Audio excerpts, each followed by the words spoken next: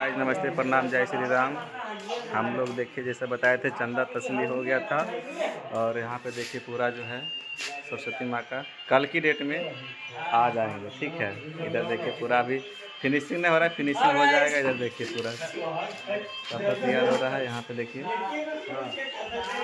और ऊपर देखिए पंडाल पंडाल बन के रेडी हो गया है।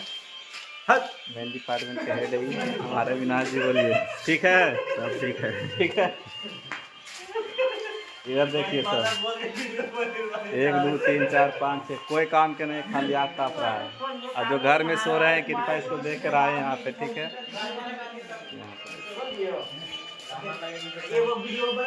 हेलो, आज कितना बजे तक काम होगा? कितना बजे तक काम होगा? 11 बजे तक काम होगा।